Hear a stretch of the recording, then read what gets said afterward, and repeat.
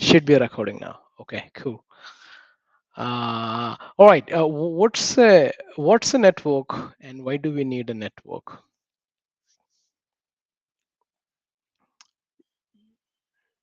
You wanna try answering, or should I go?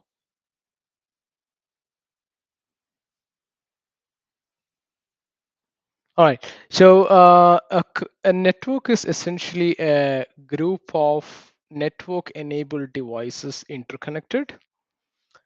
Why we need a network? Basically, to enable communication between these devices. Okay. So internet is a network, right? And you know the n number of things we can do with internet, right? So essentially that's a practical application of network, right? uh, Now I'm gonna go ahead, share my screen, use the whiteboard for the rest of the session. All right.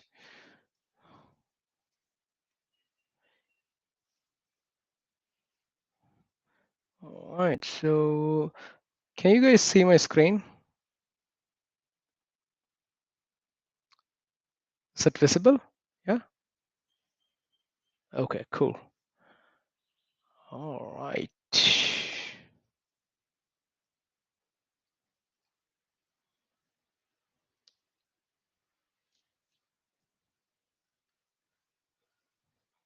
This is a computer. I know it's weird looking, but it's still a computer. This is a second computer. PC1, PC2. Okay. I'm connecting these computers with a cable. Okay. Can we call this a network?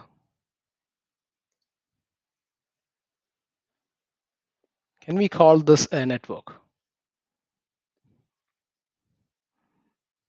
Yeah, we can, right? If there is more than one device and if it is interconnected, you can call it a network, right? Now, I have connected a cable. Is that good enough for computers to communicate each other, or do we need to do anything more?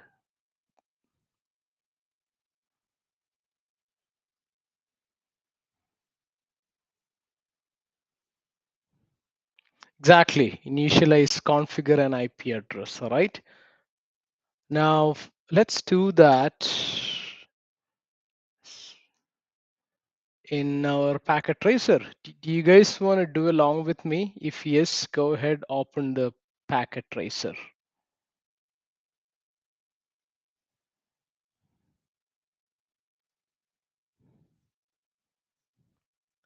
Once you have the packet tracer open, just give me a thumbs up. I'll get started.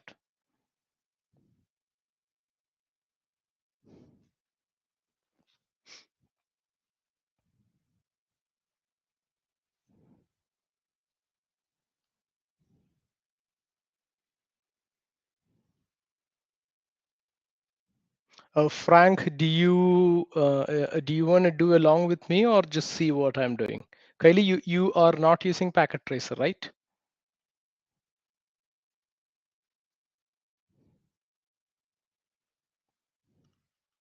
Cool. All right. In that case, let me go ahead and share screen window and a screen. All right. Okay. It's a packet tracer. Computer 1, computer 2. I'm going to connect these computers using a cable. Connected. Okay. Now, remember from last session what we did to check the connectivity between two computers?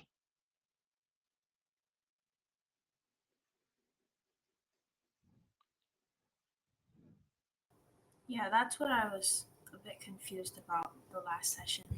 I wasn't Okay. sure which settings you were configuring. Oh, okay. Okay. No worries. No worries.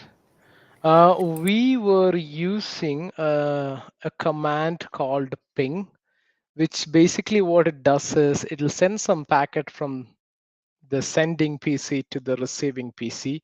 And if the receiving PC is functional and available, it will respond back um, with a reply message.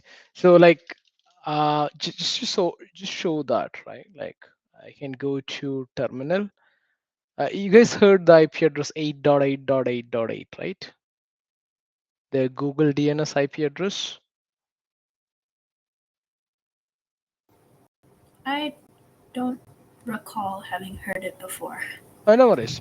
So, it's like a public DNS service provided by Google, which anybody can use and they can configure in their network and use Google's DNS service. So that's like a public IP address. So to know if that IP address is reachable, all I need to do is ping 8.8.8.8. And if there is a response like this, it means it's working, like the Google DNS is reachable. Now say that this is an IP address I don't know. I'm just going to try pinging and you'll see that it doesn't exist. Hence it fails, right? So that's ping. It basically allows you to test connectivity between two devices, okay? And that's what I'm going to do here, right? I have two computers, right? Now, as Kylie mentioned, we need to configure IP address. Only then we can try the communication, right? So to do that in Cisco Packet Tracer, what I need to do is click on the PC. I'll get a window like this. If I go to the config window, there is a fast Ethernet under. Feel free to slow me down or stop me if you have any confusion. So come down to the fast Ethernet. What IP address do you think I should put here?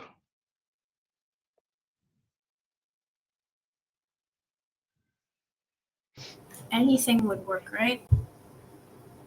Feel free to tell me an IP address. I don't know. You choose Okay, one. no worries, no worries, no worries. I'm gonna put an IP address, okay? Just which class do you think this is? It's okay if you don't know, it's fine, right? Even if you don't remember, because these things take time to really get into our system. So it's totally fine if you don't remember this from the past session. I'm just asking.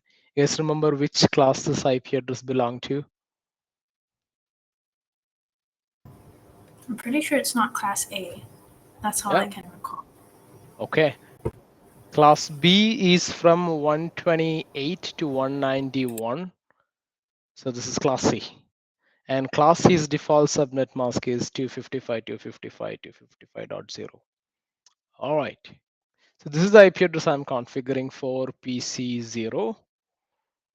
Now, I'm going to configure IP address on the second computer. Config, interface, fast Ethernet. What IP address should I put here? Any guesses? Something on the same network within the same subnet mask. Okay, great. Exactly, yeah. I'm going to just use 1.2. Right, subnet mask. Okay. All right. Configured to IP address. Now to check the connectivity, as I said, we will use the ping command. In Windows computer, to use ping command, you usually do that from the command prompt, which is what I'm doing here. I came here, command prompt. This is like a simulated Windows operating system environment, what I'm using within Cisco Packet Tracer. So first I will check, do I have an IP address with IP config commands? I do have an IP address. 19 is it visible? Can you see it? Too small? Just about. It's really small. Okay, let's see if I can make it a little big. It's hardly visible to me.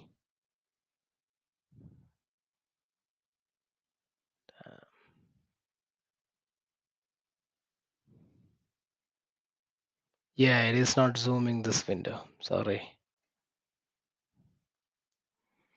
Okay, so I have the IP address configured here. Now the next thing what I will try is I will try to ping the other computer, which is 192.168.1.2, and it's replying.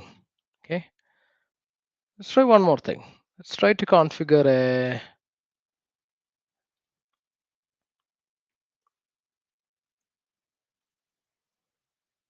let's configure another computer. Okay.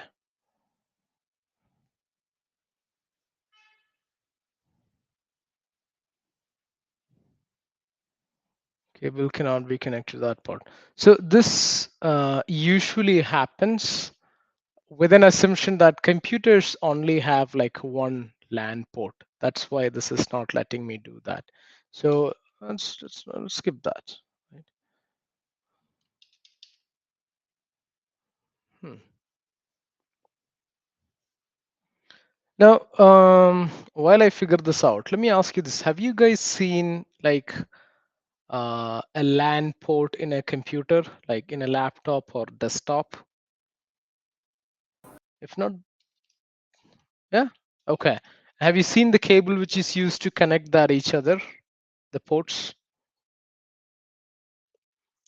Exactly. That's something what we are seeing here, like RJ45 Mhm. port on both side and a cable with the RJ45 interface, which is used to connect here. And that's what we are doing here with this exercise. Okay, so we configured the IP address. We saw the ping is working great, right? Now, the once the IP address is configured and we are able to ping, is that it or is there more behind it? Like when we do this ping, what is happening, right? To know that, we need to look at the OSI model. You guys heard about OSI model before? It's okay if no. Yeah, I think that's the 7 layers of Yeah, yeah, like the yeah, network layer, right? yeah.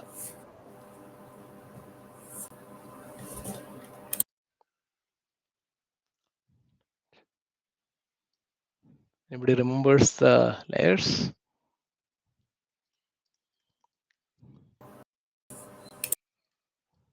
If yes, feel free to stop me and tell me. Physical layer, data link layer.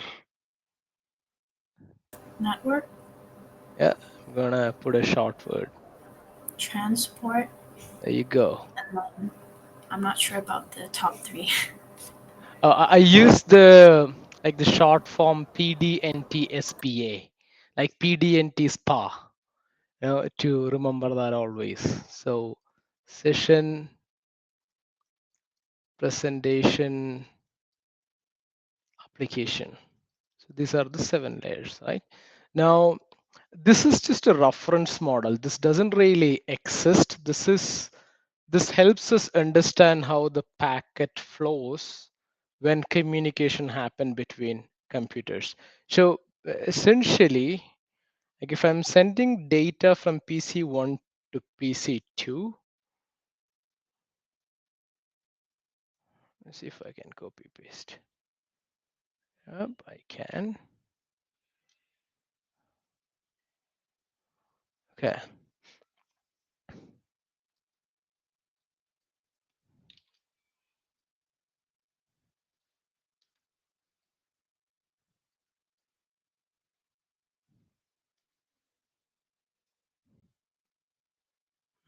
Mhm.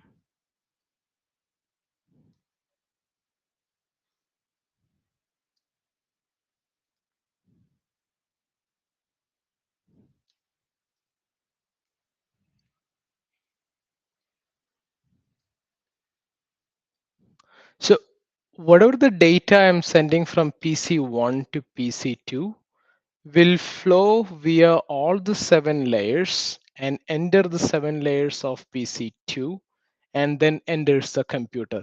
So when I say 7 layers, right, this isn't essentially, you can call it like a TCP or networking stack, which is within the computer. I put this here for easier understanding. So each time I send some data, for example, I'm sending number 1 from PC1 to PC2. Number 1 would enter each of this layer. And what happens in each of this layer is basically certain data gets added to the data 1, right? So we call this additional data at each layer as header. You can compare a header with index of a book.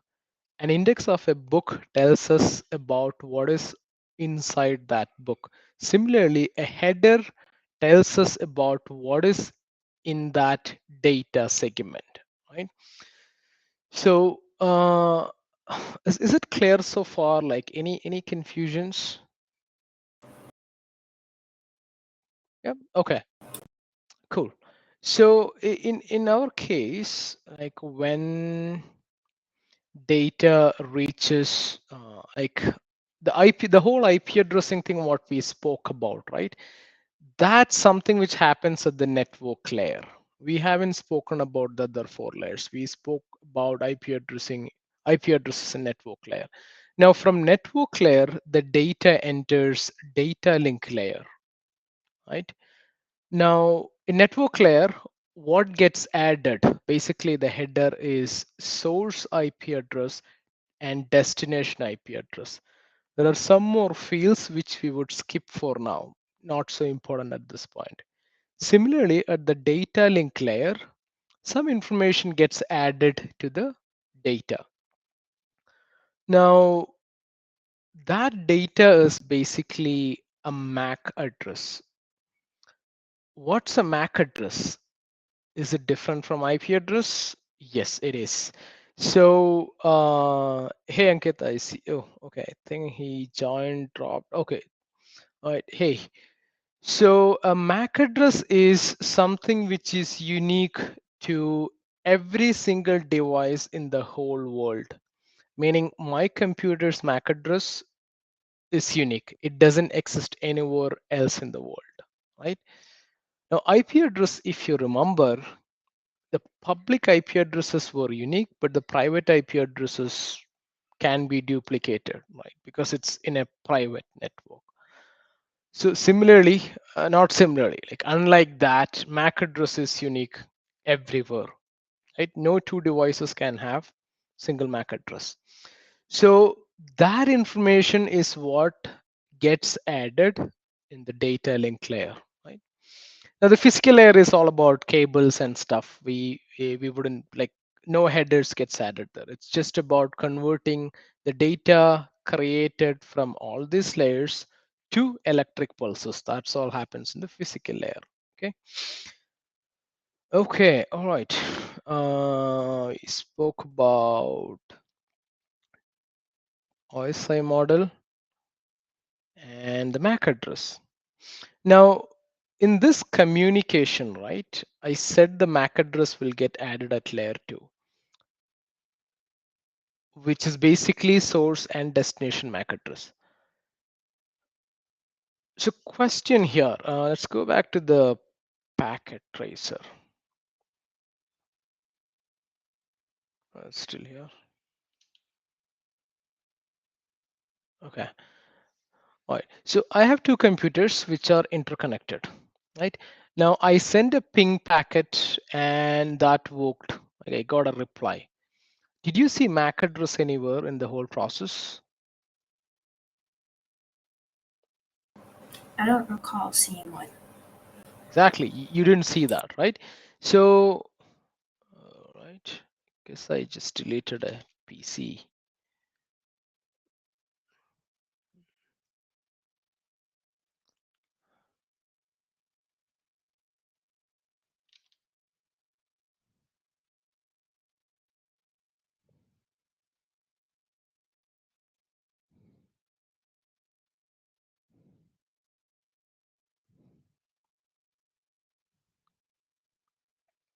Okay. Now, as we were talking, we didn't see the MAC address in the action, right? But we did see the IP address, right? When I did the ping 192.168.1.2. Okay, fine. So what happens is PC1 gets the MAC address of PC2 somehow. We'll get to that in a bit, and then adds that information to the header and then sends out the packet, right? Now, once PC0, I'm sorry, PC0 knows or communicates with PC2, it has the MAC address in its memory. Now, how can we know that? For that purpose, there is a command called arp-a, which if you are able to see, this is the what you see is physical address. That's the MAC address. This is the MAC address of PC2. Now, how did PC0 got the MAC address of PC1? So, so the protocol which is used to get that information is called as ARP or Address Resolution Protocol. Okay, I'm going to just write that down here.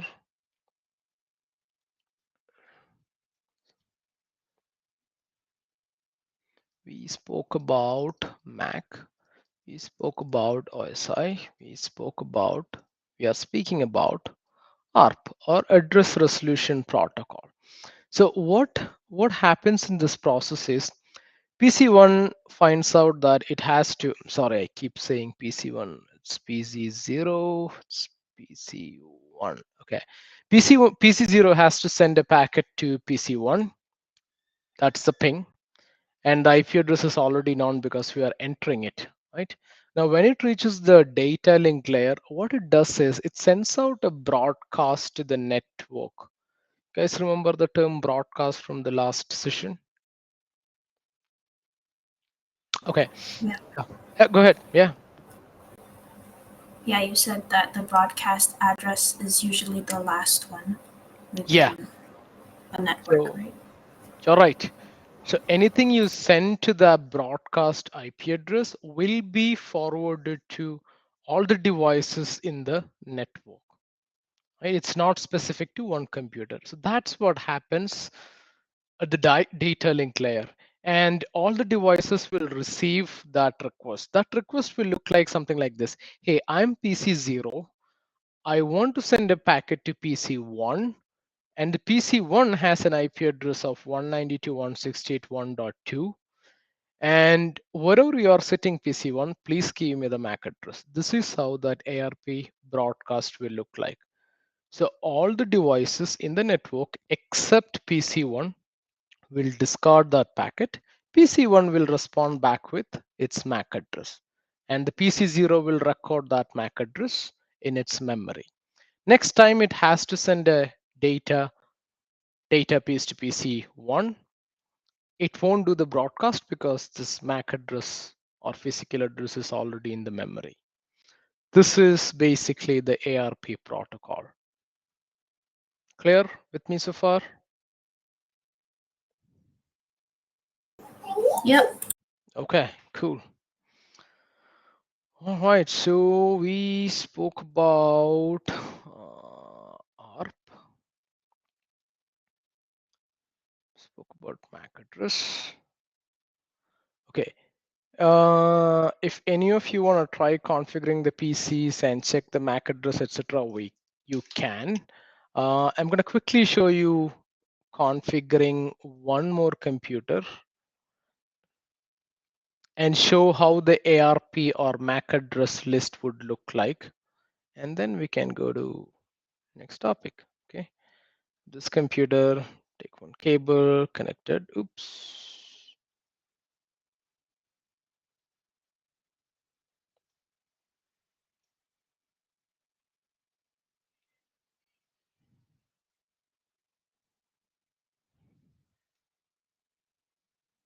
All right. Do I have an IP address? I don't. Okay. But this guy has an IP address from the previous configuration.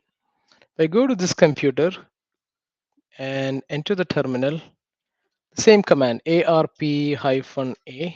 See that there are no ARP entries here, right? Now, if I configure the IP address,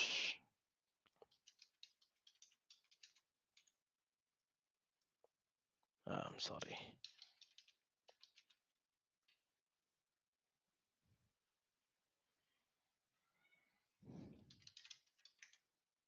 still no, but I'm gonna ping now,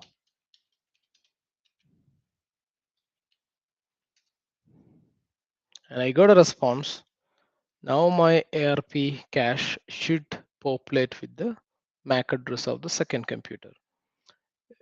Hopefully you got you understood what I have done here, right? Any Yeah, makes confusion? sense. Okay, cool. All right, let's move forward.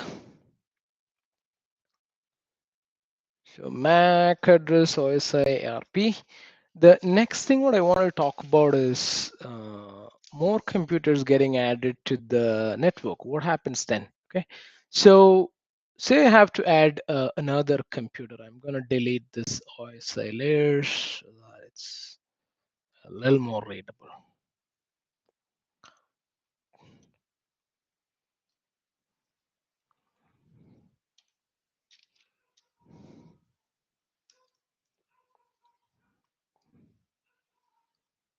PC1.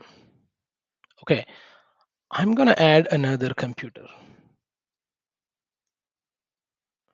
Okay, and connect the cable here. Another computer. Connect here. Now, quick question. Is it even possible to connect assuming that you have seen the LAN cables, is it even possible to connect the computers like this? I'm assuming no because I've never seen any cable that has four Yeah, connections. yeah, right. Now, can we really, if we really try, can we do it? We can. So it's something like electric wires, right? So you have one point and from which you want to connect a fan, two, three electric lights.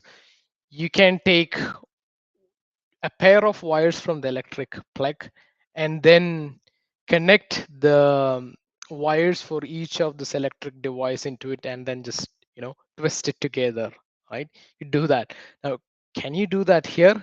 You can, but the problem is each of these RJ45 cables has 8 thin wires within that. You'll have to twist all of that for each of these 4 computers. Now, we are talking about 4 computers here, but networks has hundreds of computers, so this is not a solution, right? That's when a device called hub got introduced. A hub, um, it's something like this. It's gonna, if you break open a hub, it's gonna look something like this. An RJ45 port, it's also RJ45 ports, interconnected. All these ports are interconnected. So whatever data I send to one port, that data will be forwarded to all the other 5 ports, right?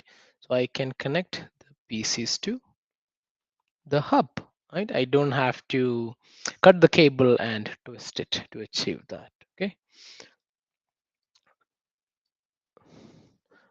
This is a hub. Hey, this is just a diagram I drew for you to understand. In reality, I'm sure you know the hub looks different. Now,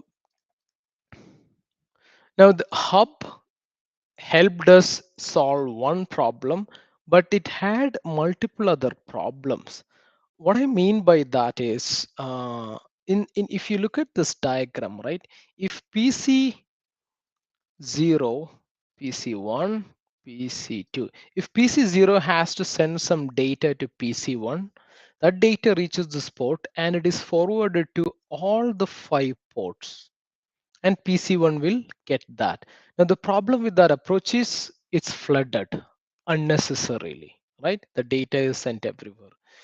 Now, another problem is that if PC0 is sending some data, no other PCs can send data at the same time because the data will conflict.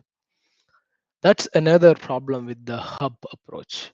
Now, a third problem is a PC0, when it is sending data, it can't receive data. And that's called as a half duplex operation, right? Can say half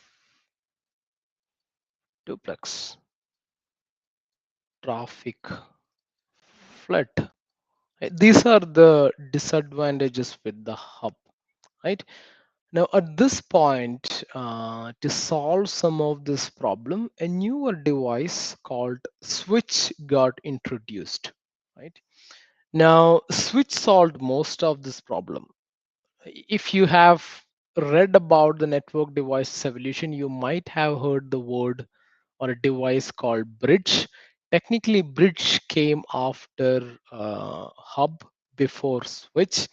I skipped that because a bridge is very much similar to a switch. It's just that it's a software device with lesser functionality and it's not in use anymore. That's why the bridge is skipped. But if you really want to know the complete evolution, you can read about it. So coming back to switch. So in a switch, the way how it works is, right? If I send a packet from PC0 to PC1, there is like a magic circuit here. And this guy will read that and it'll forward that data just to PC1. It won't send that data to remaining 4 ports. How's that possible is we spoke about the OSI layer, right? Now OSI layer, the first layer was physical, second was data link. A hub operates on physical layer. It is not intelligent, but a switch operates on layer 2. That means switch can read the layer 2 information and the MAC address is the layer 2 information. So the switch will read when data is sent from PC0, the source MAC address and the destination MAC address and will redirect the packet from here to here. It doesn't need to forward to all the ports. That's the most basic explanation of switching. You guys clear? Any questions? Sounds good. Okay, cool. Uh, okay. So as you see in a switch, there is no traffic flood. It also supports full duplex operation, meaning switch can send and receive data at the same time, meaning a PC connected to switch can receive and send data at the same time. Switch full duplex. No traffic flood. Okay. Let me refer my notes. Did I miss anything? By the way, when you read upon or attend any or talk, go through any networking videos, you might hear about a protocol called CSMA bar CD and CSMA bar CA. CSMA bar CD and CSMA bar CA. This protocol was introduced during the hub time to reduce the collisions, right? It basically it's like carrier sense multiple access slash collision avoidance and collision detection. It basically helps the network to detect if there would be any conflicts and stop sending data. That's what that protocol is.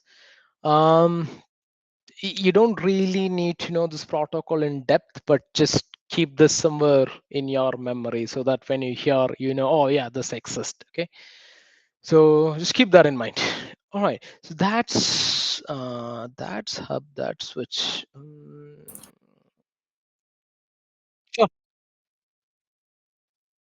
layer?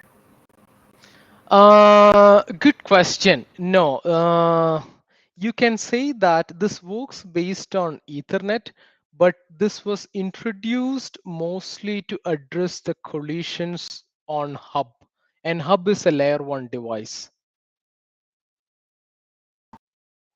So, I don't know, like if it can be CSMA, which layer? Let's try to Google. Network protocol for carrier transmission runs at the medium access. Yeah, so the whole Ethernet concept comes in the layer 2.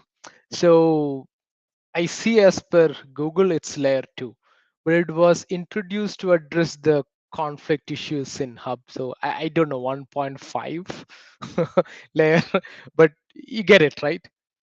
As the so Yeah. some of the protocols, even ARP for that matter, is a conflicting thing. Like, is it really a layer 2 thing or is it layer 3 thing? Because ARP utilizes IP address, which is a layer 3 thing, but it is actually created to identify MAC address, which is a layer 2 thing. So just go with the best logic, I would say. Okay, cool. So we spoke about switches. Questions. Couple of questions for you guys, just to see how much you got of what I'm talking about, and if I have to reiterate any of the aspects, I will. What is really the difference between switch and hub? Anybody want to give a shot? A hub is a level 1 layer device, and a switch is level 2. Yeah. And a hub is half duplex, whereas a switch is full duplex. So the hub has problems when transmitting data. You can only do one at a time. Excellent. This answer is really good for an exam. But if you're giving this answer in an interview, they would say that, hey, you have the theoretical knowledge, but not the practical knowledge. So this is a classic scenario, okay? Any networking interview, they does this. So essentially, like when you explain this, right, you can say that hub is a layer one device, which is nothing but interconnecting all computers together, right? Just like an electric extension box, it just connects everything together, right? Now, a switch is an intelligent device. Though it is interconnected, it sends signal from a particular source to a particular destination. So add that practical aspect, that would be like the interviewer would be like, oh yeah, guys knows what they're talking about. That makes sense. Mm-hmm. Okay, cool. Uh, this-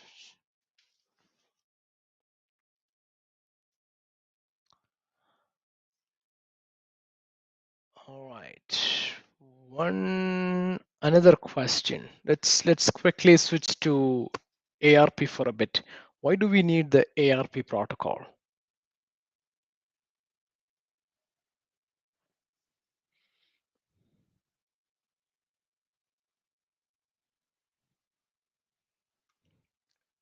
Do not worry if you want me to explain once again, it's totally fine. I think ARP is the protocol that identifies MAC addresses from the IP address. Yep, exactly. ARP finds out the IP address, I'm sorry, MAC address from the IP address. And why do we need the MAC address? So that it can be added to the data packet while that is being sent from one source to from source to destination. I keep telling data packet and stuff. It's basically like when I'm sending some data from one PC or computer to another computer, I split that into multiple chunks, right? And each chunk gets certain information added at each layer while it is passing through the TCP stack. Now, this chunk of data is called as a packet. Now, do know that at each layer of OSI, it has a different name like datagram, packet, frame. But in general, you can refer to this data pieces as data packets. So when I'm saying packet, that's what I mean by that. Okay, all right. So we spoke about switches.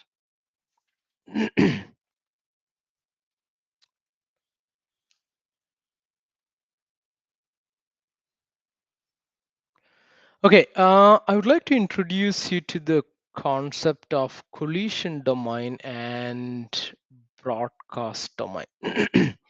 Okay, so let's go back to the hub.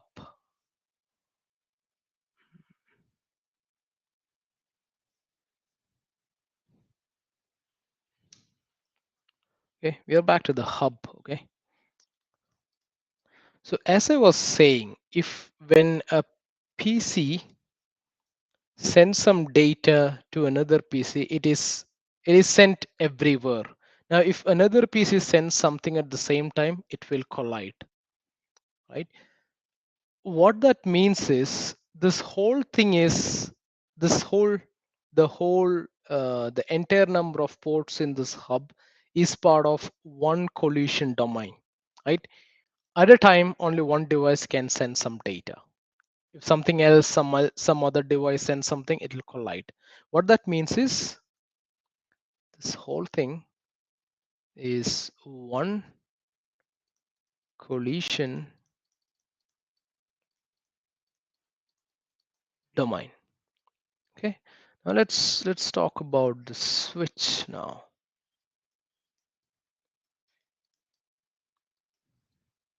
C1, PC2, C3. Okay. If I'm sending something from here to here, come here, it'll come here. At the same time, if this PC sends something to this PC, it won't collide. It'll come here. If there is a scenario where two computers gets connected to the same port, that is the only time the packets will collide, which will never happen because only one device will be connected to one port, right? So what that mean is each port in a switch is a collision domain on its own, right? The possibility of a collision is only within that single port.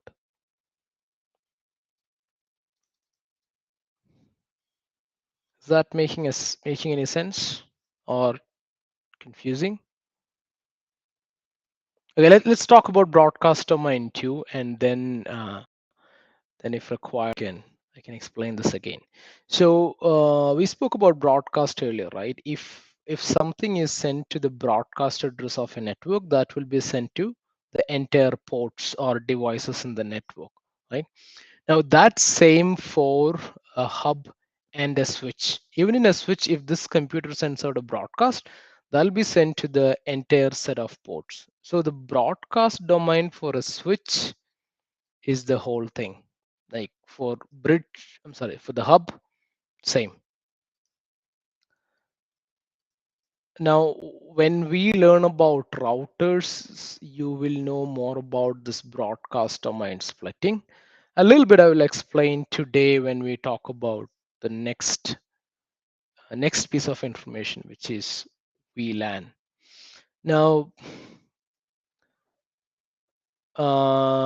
you got the idea of collision domain now, like a domain within which collisions could happen for each of this device. For a hub, it's the whole device and all the ports in it. For a switch, it is just a single port on a switch. That's the collision domain where the collision could happen.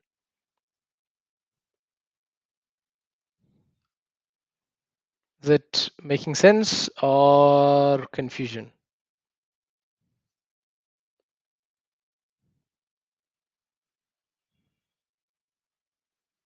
Yes, no?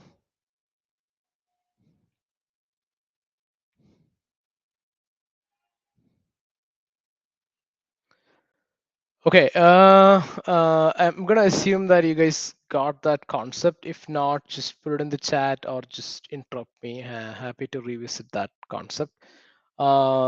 These questions are usually asked in, uh, if you ever attend an interview on networking domain, these questions can be expected. The collision domain, broadcast domain, right? Or they are, so, okay, cool. Collision domain, broadcasting domain. Now, uh, in the last session, I spoke about a typical office setup. In an office, there are multiple departments: marketing, support, sales, finance, HR, and we don't always want them to communicate each other. When I say not the people, they are computers, right? We restrict certain network. For example, finance, right? We don't want their computers to be accessible from everywhere, right? So we could use IP address subnetting to separate out these departments, like the computers of these departments. But there is a problem with that approach. If I am a tech savvy guy, I could actually find out the network of finance and configure an IP address and subnet in the same network of finance and access the resources or computers in the finance network. That's possible, right?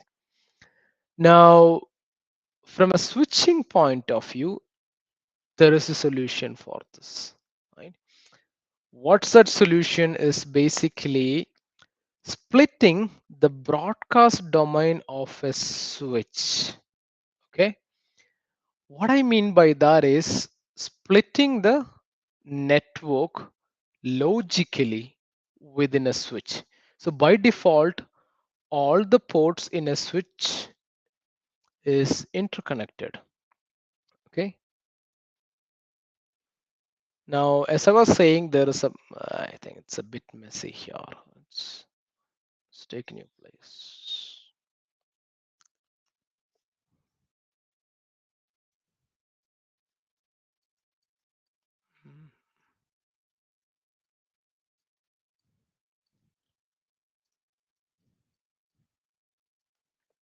The magic circuit. Okay. Okay, so in a switch, by default, all these 6 ports are interconnected.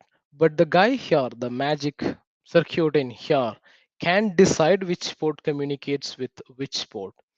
It can also be configured in a way to split out these 2 ports and these 4 ports to 2 different networks, right? Now, when I say 2 different network, the moment I do it, I split the broadcast domain of a switch into 2. Broadcast domain 1, as to 1, broadcast 2. Okay. Now, what is the benefit of this? I could give this to marketing. I could give this to finance. And unless the configuration within the switch is changed, these computers would never be able to communicate. Even if you configure IP address of the other network, it still wouldn't work, right? So this partition of a switch helps to create multiple broadcast domains in a switch. By default, it's always one broadcast domain for a switch, but it can be split.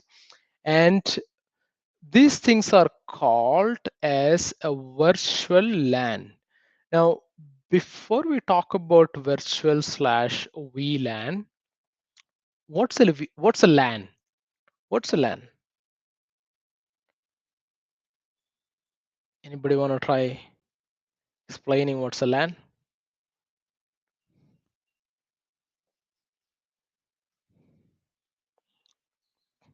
Local area network, sure, yeah. So local area network, its definition again, it's a bit debatable, but in general, it's considered as group of devices which can communicate each other Behind a layer 3 device like router is considered as a local area network. So another example would be at our home, there is one wireless router. Behind that, there was your computer, your sibling's computer, your cell phone. All these devices are part of one network behind the router, and that is a LAN, local area network. Okay, so that's local area network. Now, any devices in the LAN can communicate each other. Now, we earlier when I what I told you about the different departments in an organization, right? Now, I wanted to separate out the communication for from each of this department. Say that I don't want certain departments to communicate with each other. When I say department, the computers of that department communicate with other departments' computers. So one, I can create separate physical LANs for them. Two, I can create IP address subnetting to separate it out. But it all has its own problems, right? If I try to create physical LANs, that means I have to invest in more switches, routers, which is expensive. IP addressing, again, if I'm tech savvy, I can, configure it, get access, get around that security protocol. That's where the concept of virtual LAN got introduced. Now, a typical switch will have around 24 ports. The 6 ports what I have in the diagram is just for representation. So a virtual LAN is like separating out the ports in a switch to different local area network. Okay. Essentially, a VLAN is a broadcast domain, which I'm assuming you got by now. So why separate VLANs or separate LANs for different departments in most of the scenarios? Okay. Now, why is it called as virtual? Because it's not physical. It's just a logical separation created between ports on a switch. Okay. So VLAN. Clear what is LAN and what is VLAN and why we need VLAN? You got like an understanding of what's that? Okay, cool. Okay, so hopefully you understood why we need VLAN by now. Now, what I mentioned is just about security and additional hardware. There is a like whole bunch of things which could be achieved with VLAN. For example, like say that your top executives of your organization is sitting in one specific area and you would like for them to have higher bandwidth. You can actually create a VLAN for them and increase the priority for that VLAN in your router configuration. That would ensure they have higher bandwidth. Now, another application of VLAN would be, say you have a voice network, meaning it's a call center and there are many people who's using phones, like internet phones to talk to customers, and you want the voice phones to have higher bandwidth because you don't want any lag when they talk. You could put the fonts, the VoIP or voice internet fonts on one specific VLAN and increase the bandwidth for that VLAN. So these are some of the applications of VLANs. So essentially, VLAN or virtual LAN is a logical separation created in a switch. Okay, cool.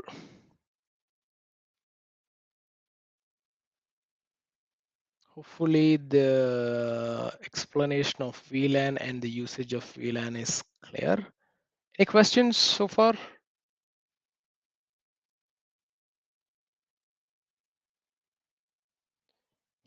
Yeah, I get it. Yeah, yeah. I don't know if you can do that in your home router, Kylie, but you still can do something like you can configure for each IP address the amount of bandwidth you want to allocate. I used to mess around with my roommates like when we used to share the same Wi-Fi router. We still don't know. Okay, all right. So that's VLAN. And if no questions, let's move forward. Okay, now I'd like to talk a little bit more about VLANs when we have more switches. Okay, so say I have, you know what? Actually, let's configure a VLAN and finish that right away. Okay, I have two computers. I'm gonna get two more. Or one is enough. Right, I'm going to get a switch. Network devices, so router. This is a switch. All right. I'm going to delete this cable. And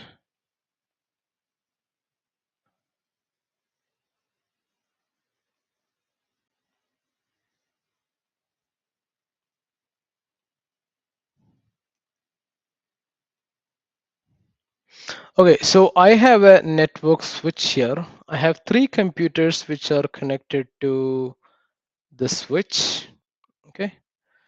Now the next thing what I want to do is I want to configure IP addresses for these three computers.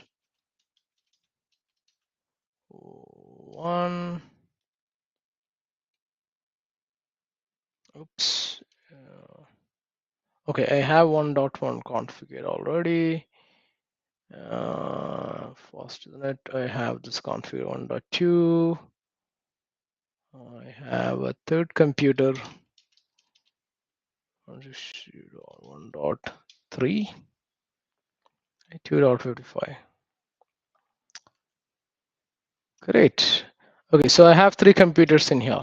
So I'm going to quickly check the communication between the newly added PC and this one.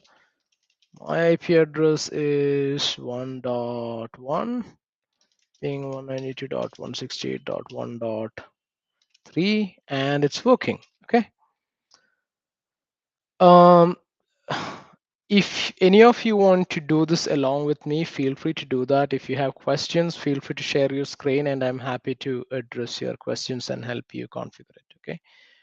So moving forward, I'm going to configure a VLAN. Okay. So this is the switch. I'm just going to click on the switch that gets me the configuration here.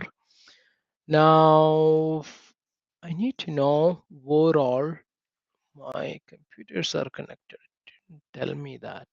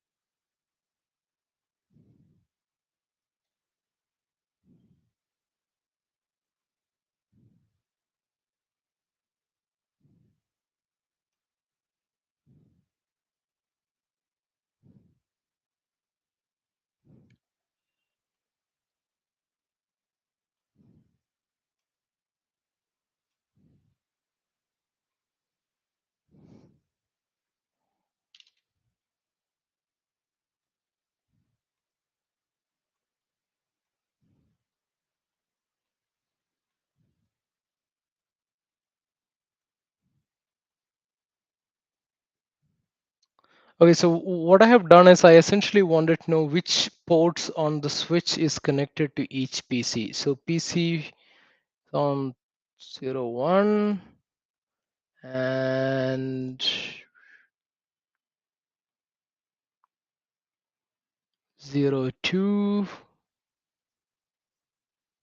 and third computer is on third port. Okay, now I know that each of these computers are connected to 1, 2, 3 of switch ports. And what I'm going to do is all these ports are part of VLAN 1. You will see that VLAN 1. I'm going to change one of these three computers to a different VLAN. For that, I'm going to add a new VLAN. Okay, VLAN number, I'm going to use 10, name, test, I'm going to add C test. By the way, all this ideally should be done from the switch console. I'm just using the GUI to save the time. You can see the commands being run in the console here. So I added the VLAN 10.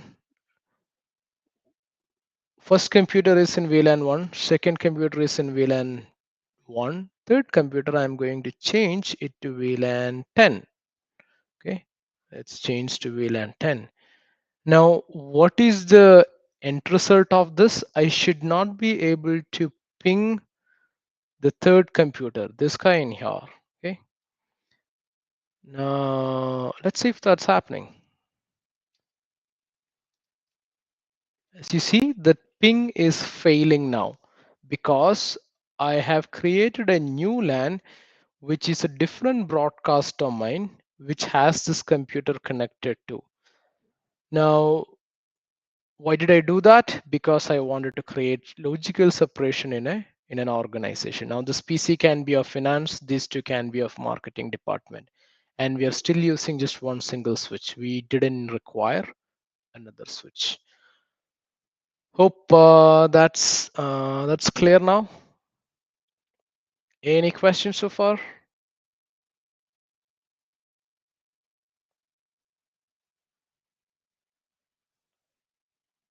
Okay, I'm gonna move forward.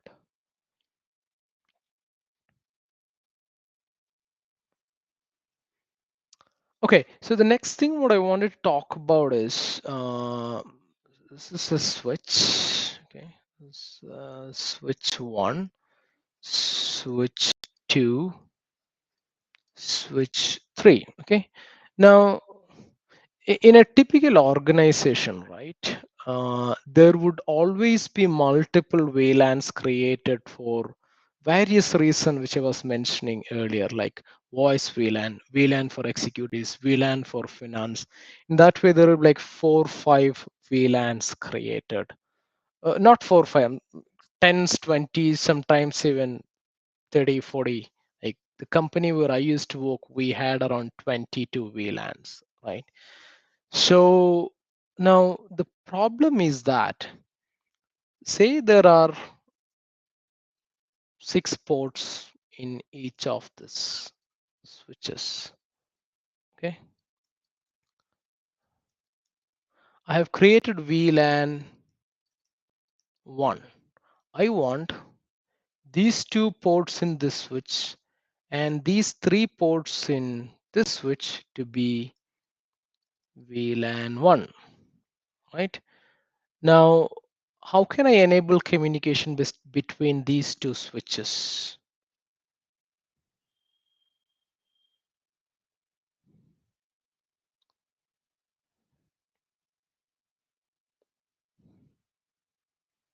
Any idea? Exactly, a cable, right? I will connect a cable from here to here, right? Now I have VLAN 2. Okay, now I want 2 ports of this and 3 ports of this switch to be part of VLAN 2. What's the solution to get this connected? Like I will have to connect a cable like here. So 2 ports are used here, right? Now if I want another port of this switch to be part of VLAN 2, I need another connection from here to here. You see, just to propagate multiple VLANs, we are ending up using multiple ports on switches.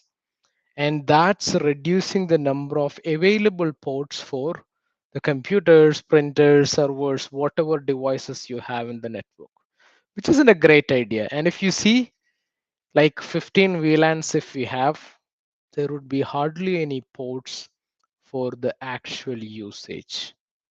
You got the problem what I'm trying to explain, right? Great. Now solve that a, something called a trunking protocol was introduced. What that means is in the switches, right? One port can be configured as a trunk port. Now, what's the benefit of it? Let me show you.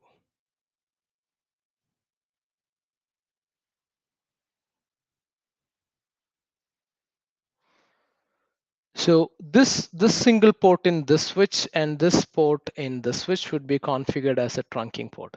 Similarly, this ports on these two switches will be configured as trunking protocol. Now, this single port will know about all the VLANs in this switch, and it will propagate that information to this switch too. And in each of the switch, we can configure which ports needs to be part of each VLAN. Benefit of this, all you need to do for VLAN propagation is to utilize one port or two port in a switch. That's the VLAN trunking protocol, or Cisco calls it VTP. Okay, that's the usage of VLAN trunking protocol. Let me quickly write that down.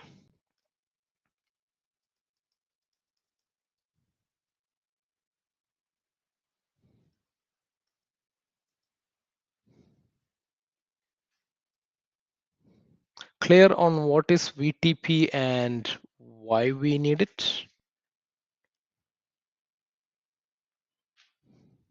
Yep. Okay. Cool. There are some more advanced concept, but I think hopefully you got a basic idea of what is switching and how switching enables communication and how we create VLANs.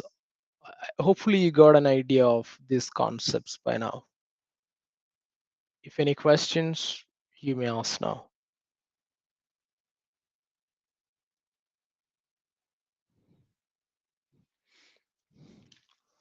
All right.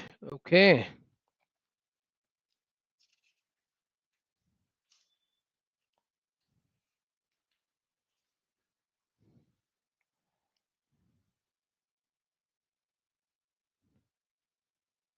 So VTP is used to, like, basically, right?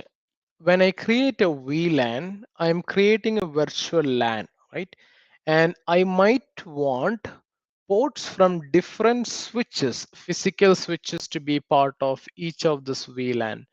Now the manual way is going to each of the switch, open it up, and like I did now, to add the VLAN and configure ports to it. With VTP, all I need to do is configure one port in every new physical switch as trunking port and connect it to one switch where I have already configured all this VLAN.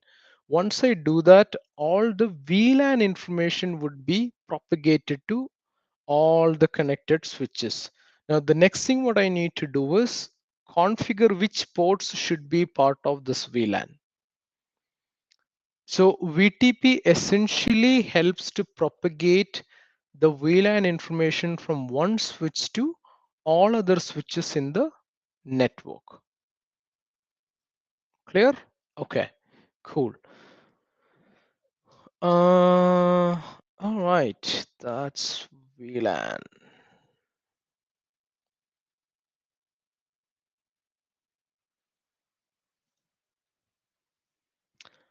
Okay, that's pretty much what I wanted to cover today. Now, if any of you would like to try configuring it with your Cisco Packet Tracer, if you have it installed, feel free to do that, and I'm happy to help with it if you're stuck. Also, if you have any questions on this topic or on IP addressing, you may ask now.